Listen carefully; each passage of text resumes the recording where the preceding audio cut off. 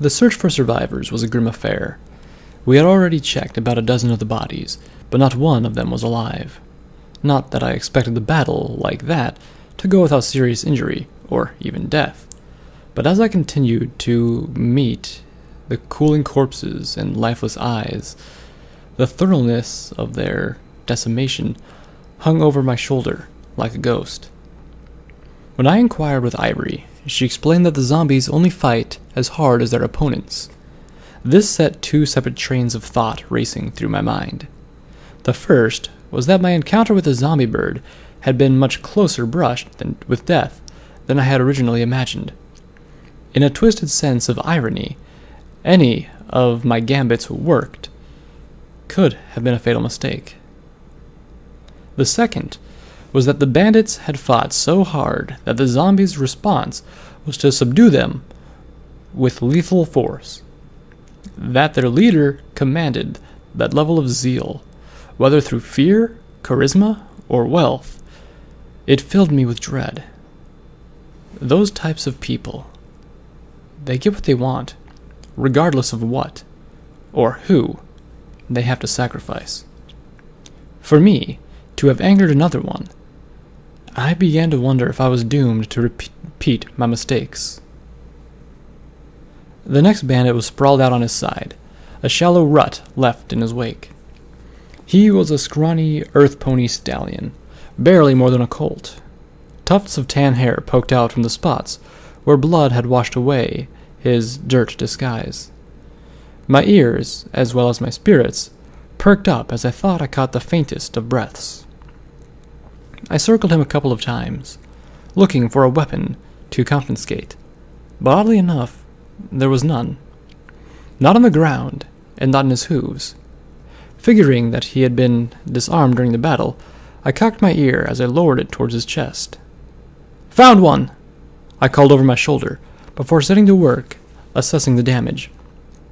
Even though he looked pretty torn up, the wounds were entirely superficial.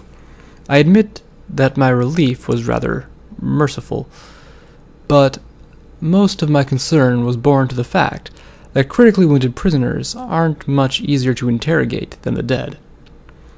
But at the same time, there was a small part of me that was just plain glad.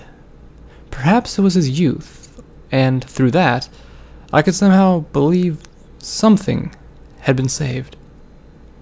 But I was grasping at mere conclusions. The fact remained that I had been unable to get Blaze out of the situation my own words had had a hoof getting her into. I needed to fix that, and as long as I had a goal, even with the slightest possibility of working, I could brush those thoughts aside. I pulled my first aid kit from my flight satchel and began applying the precious dressings to the stallion's wounds. Good thing. Ivory trotted up beside me. He's the last. I cut away the bulk of his filthy rag disguise, revealing a pair of reinforced iron shoes. They were bound to a length of rope which, in turn, hung from a thick belt. I raised my eyebrow. I don't think this one even drew his weapons. Guess that would explain why he survived. Likely. He was probably too surprised. I nodded, depositing the shoes into my satchel. Regardless, he'll be tied up. We need a safe place to interrogate him, preferably a place less distinct than the cabin. Ivory gave the tree line a look before she finally spoke. We can use the estate. Are you sure? I glanced up at her. Estates aren't exactly inconspicuous. Plus, wouldn't it be watched? With the dressings finished, I fished through my satchels for an emergency rope. Between that and the bandit's belt, I was able to tie each pair of legs. I wanted to go in for a hog tie, but that would have made carrying him even more difficult. I topped it off by adding a blindfold, made of the cleanest of his discarded rags. I can't say for sure, but most ponies don't dare get close. They're too suspicious. Besides, no pony will ever find us where we're going. Let me guess. A secret hideout? Ivory nodded. Even better. A magical safe room. A chill touched my spine. The last safe room I had been in had been decidedly unsafe. But that was different. This time, there were no insiders, no wild cards to betray us. I shoved my apprehensions aside. How far? About an hour, but it will also bring us closer to the hills. Great. I glanced at a couple of the nearest zombies. Which one is going to carry him? Those have to return to their patrols. I reswept a forthoof across the battlefield, where the zombies were rather haphazardly scattered. But I can always make one. Without waiting for a response, she trotted a few feet to the closest body. Her horn lit up, practically washing away her creasing brow. My mind froze, locked in battle with instinct as my head tried to turn away. No. I needed to see this. Lights surrounded the corpse, and I expected it to shake, spasm, and groan as the death thrones were undone. But there was nothing, not a sound, nor an itch of movement. The glow simply intensified until the world melted away.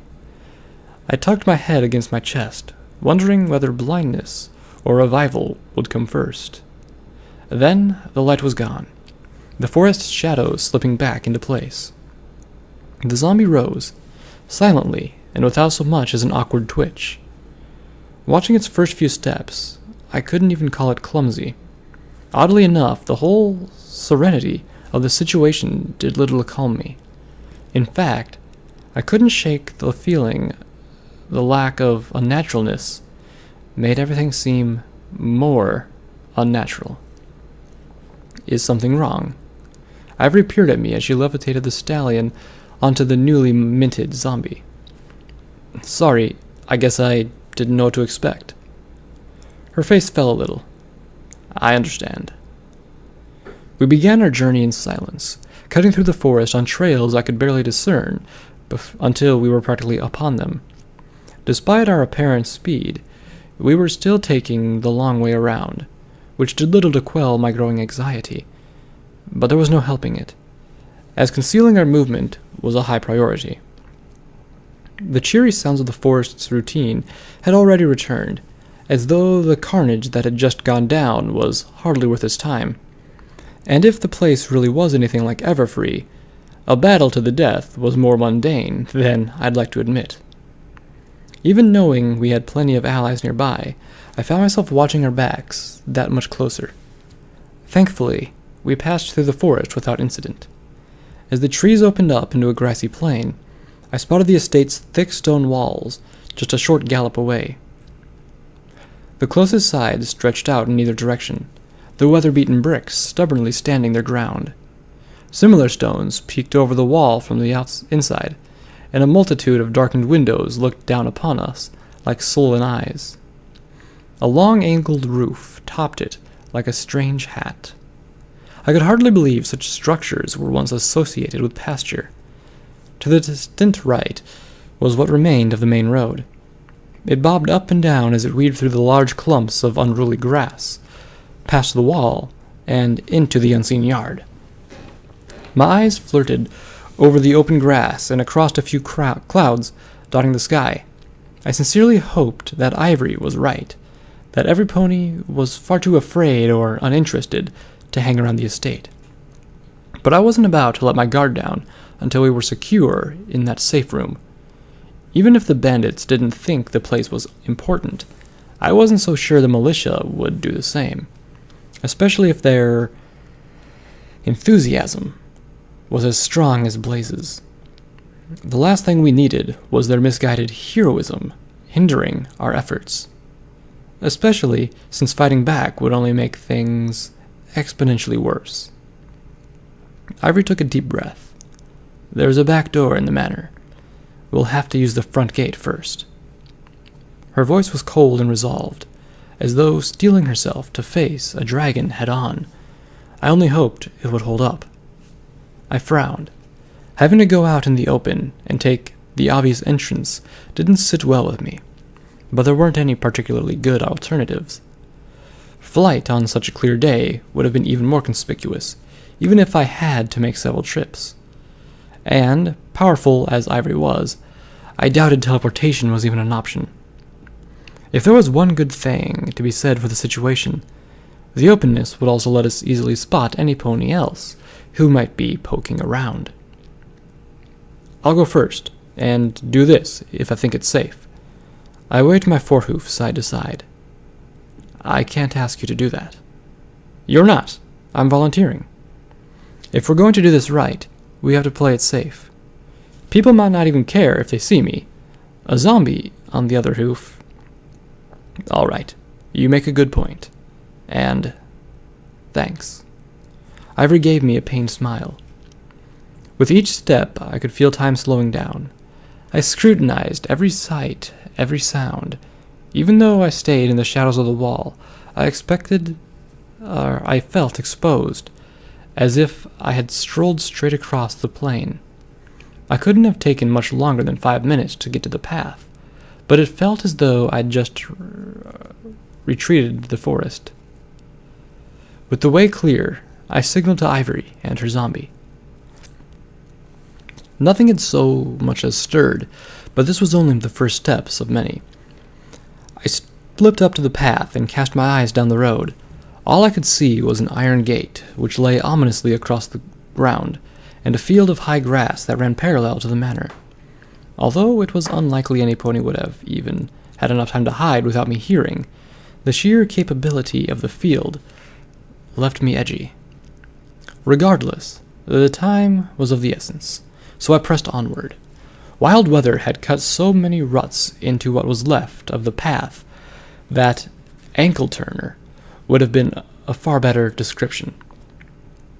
I struck to the grass overgrowth, which was a much safer, quieter alternative.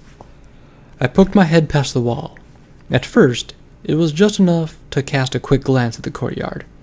When I found no immediate danger, I slipped in for a better look. To my left was the manor, its short side facing me.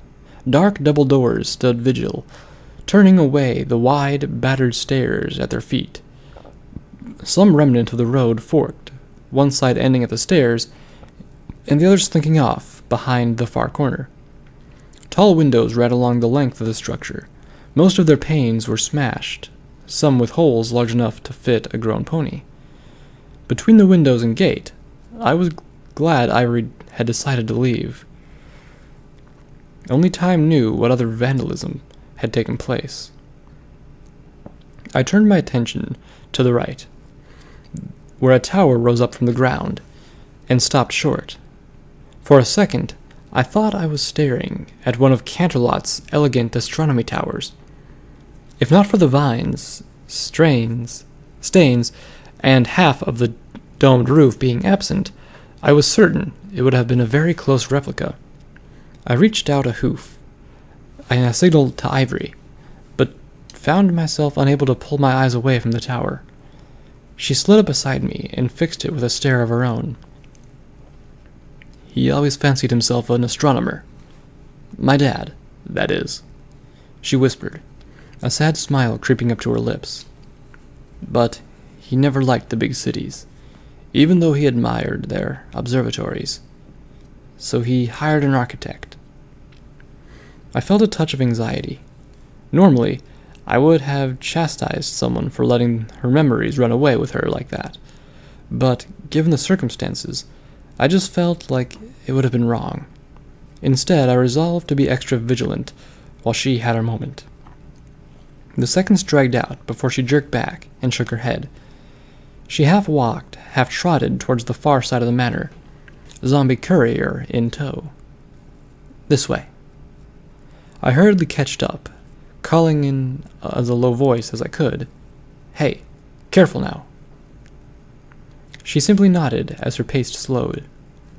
We followed the trail which ran the length of the manor's backside. A nay indecipherable clump of random plants walled in the other side of the trail.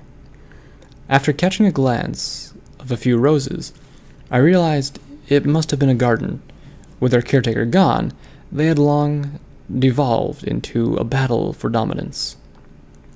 About halfway down the path, it took a hard right into an L-shaped alcove.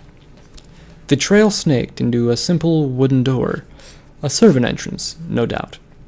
The glow of Ivory's magic washed over the knob, the door itself, which eased open with a reluctant groan.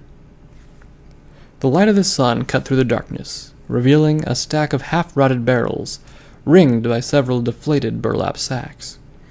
They were the last of the attendants, stubbornly waiting for their matrons to return to give them purpose.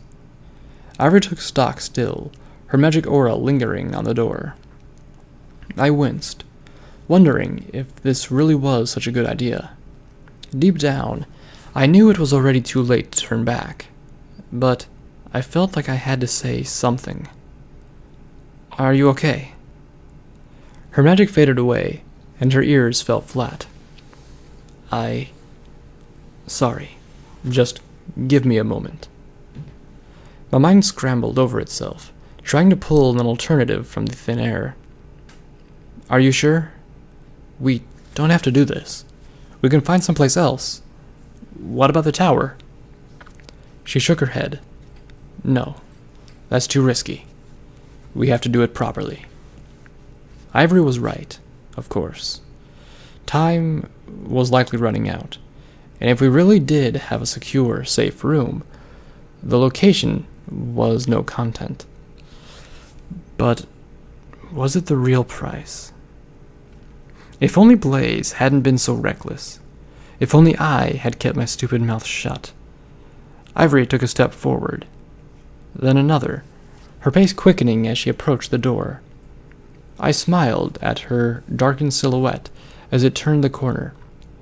I might have cheered if we could have afforded the time and noise. For the moment, I would have to settle for escorting the zombie inside. I threw one last glance behind us before closing the door. Ivory's horn cast a pale light over the remainder of the room, revealing yet another door. With a touch of magic, it crept open. I held my breath, hoping our luck would hold out. There were far more hiding places inside any building. But beyond was not an assailant, but a stone wall. The large bricks ran left and right to form a hallway. I let out a sigh as I forced my heart to settle. I was getting jumpy. My heightened vigilance was taking its toll. With a sigh of her own, Ivory stepped into the hall. The rest of the manor was something that I had wanted to describe as lonely, but felt was more than a little inadequate. Perhaps lost was a better word. Time had forsaken the place, and never bothered to return. Furniture was strewn about, leading up to and inside the hallways, with various crates and articles thrown on or around them. Even as a total stranger, I could still see the panic. A family who had never needed to move, scrambling to take all that they could. Only at the door did they realize their impracticality. We kept to the hallways. The magnitude of closed doors left me edgy, even though the thick layer of dust suggested no pony had entered them in years. Finally, we broke off into an amphitheater. The stone floor, when it wasn't busy being covered in rocks, leaves, and other debris, boasted a bold checkered pattern. This was tempered quite readily by the sunlight crawling its way through the dirty, broken windows. The light cast a gray gloom over everything in a way that somehow felt less alive than the zombie standing next to me. Ivory remained in the doorway, looking like something had strangled her. Every so often her eyes would flit over some far corner of the room. "Hey," I gave her a quick nudge. "You okay?" "What? Oh, yeah. Memories." She shook her head before hurrying over to the far wall. Her horn flashed, and the room returned to life but for a split second. In fact, I thought I even saw the wall ripple. The zombie made a beeline for the wall. I raised an eyebrow as its muzzle touched the surface, but he carried our captives straight through the bricks, and my confusion exploded into wide-eyed surprise. "What the?" I trotted over and poked the wall with a hoof. There was no resistance, no tingling, just the stone giving way as though it was air. I peered at Ivory, a small smile forming on her lips. I told you it was secure. Go. It closes after I pass through. I nodded and took a deep breath. I'm not sure why I was so nervous. I suppose the thought of technically having a thick stone wall, ethereal or not, cross right through me was a bit icky. Plus, I didn't even know what was on the other side. And maybe, just maybe, I knew I didn't trust Ivory as much as I thought I did. I shook my head and snorted, directing it more at myself than the wall. I broke into something of a quick half-gallop and practically leapt through.